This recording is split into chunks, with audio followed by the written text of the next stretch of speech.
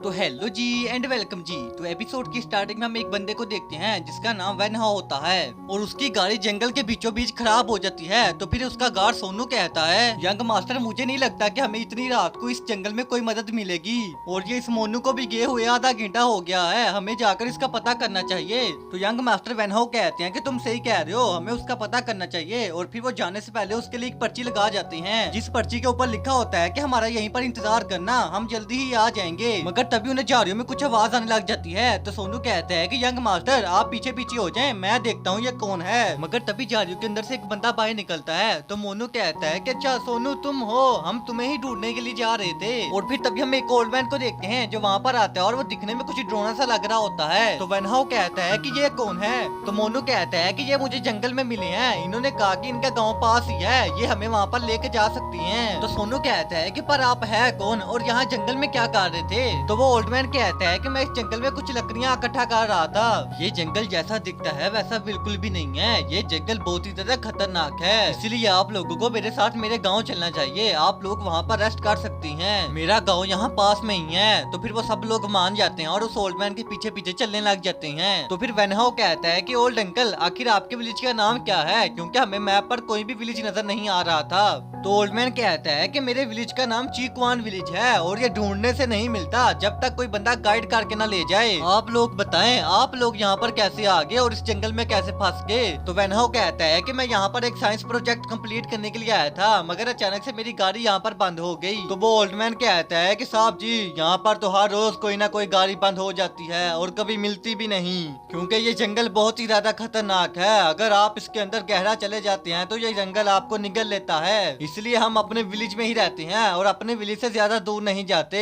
और फिर तभी वो ओल्ड मैन कहता है कि साहब जी वो देखे मेरा विलेज आ गया, पर मेरे विलेज में एंटर होने से पहले मैं आप लोगों को बता दूं कि आप लोग बस अपने कमरे में ही रहिएगा, कमरे से बाहर बिल्कुल भी मत निकलिएगा, चाहे आप कोई भी आवाज सुने या कुछ भी देखें। तो ये सुनकर वो तीनों हैरान रह जाते हैं और फिर तभी वो विलेज के अंदर चले जाते हैं जहाँ पर वो बाकी गाँव वालों को देखकर डरने लग जाती हैं। तो मोनू कहता है कि मास्टर मुझे ऐसा लगता है कि जैसे हम किसी भूत नगर में आ गए हैं, मैं तो कहता हूँ कि अपने पास अभी भी अच्छा मौका है, यहाँ से भाग चलते हैं। तो यंग मास्टर कहते हैं कि चुप करो तुम तो खामखा ही डर रहे हो, आखिर हम इतनी रात को और जाएंगे भी कहाँ। तो फिर वो ओल्ड मैन कहता है कि ये रहा आपका रूम, आप यहाँ पर एक रात गुजार सकते हैं, मगर जाने से पहले मैं आप लोगों को एक दफा फिर बता दूं, चाहे कुछ भी हो जाए, चाहे कुछ भी, आप लोगों को इस रूम से बाहर नहीं निकलना। और फिर वो ओल्ड मैन वहाँ से चला जाता है। तो सोनू कहता है कि मेरे को तो ऐसे दग दग हो रही है कि आखिर हम किस भूतिया विलेज में आ गए हैं, कहीं ये आदमखोर लोग तो नहीं है जो हमारा सूप बनाकर पी जाएंगे, मुझ पर तो पहले ही गोश्त नहीं है, मैं तो इतना दुबला पतला सा हूँ। तो यंग मास्टर कहते हैं कि मोनू तुम्हें क्या लगता है, मुझे तो खुद ये विलेज के लोग कुछ अजीब लग रहे थे।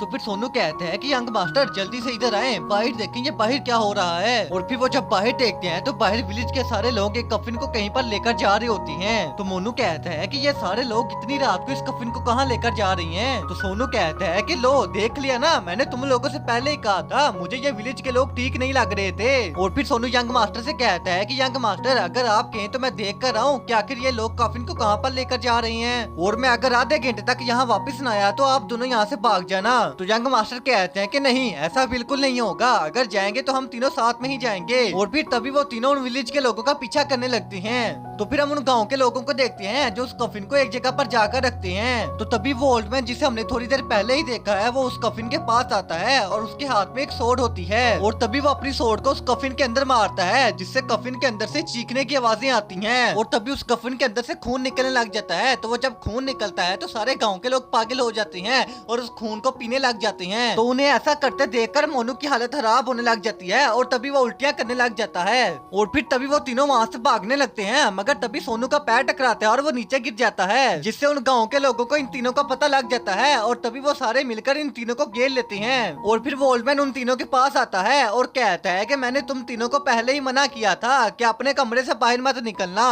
पर तुम लोगों ने मेरी एक नहीं सुनी और अब जो होगा उसके जिम्मेदार सिर्फ तुम लोग ही होगे। और तभी वो सभी गाँव वालों को कहता है कि पकड़ लो इन्हें। तो मोनू कहता है कि सोनू तुम यंग मास्टर को यहाँ से लेकर भाग जाओ, तब तक मैं इनको संभालता हूँ। तो मोनू यंग मास्टर को लेकर वहाँ से भागने लगता लगता है, मगर तभी उसके पैर पर चाकू लगता है और वो भी नीचे गिर जाता है और कहता है कि यंग मास्टर आप यहाँ से भाग जाइए, मुझे नहीं लगता कि मैं भाग पाऊंगा, मैं इनको ही संभालता हूँ। तो यंग मास्टर वेनहाउ को उनको छोड़कर जाने का दिल तो नहीं होता, मगर फिर भी वो वहाँ से चले जाती हैं और फिर थोड़ी देर भागने के बाद वो एक जगह जाकर रुकती हैं और रेस्ट करने लगती हैं, जहाँ पर उन्हें अपने सामने एक कुआं नजर आता है जिसके अंदर से पल्पर ओला और पॉइजन निकल रहा होता है। तो वो उस पॉइजन की स्मेल को बर्दाश्त नहीं कर पाते और उन्हें चक्कर आने लग जाती हैं। देन तभी हम एक डीमन को देखते हैं जो यंग मास्टर के पीछे होता है और तभी वो उन पर अटैक कर देता है। और इसी सस्पेंस के साथ हमारा आज का एपिसोड भी यहीं पर खत्म होता है। इसका नेक्स्ट एपिसोड सुबह आएगा, क्योंकि मैं अभी चादर लेकर मस्त माहौल में सोने लगा हूँ। सुबह उठूंगा, तब तक के लिए टाटा बाय बाय टुरुरु।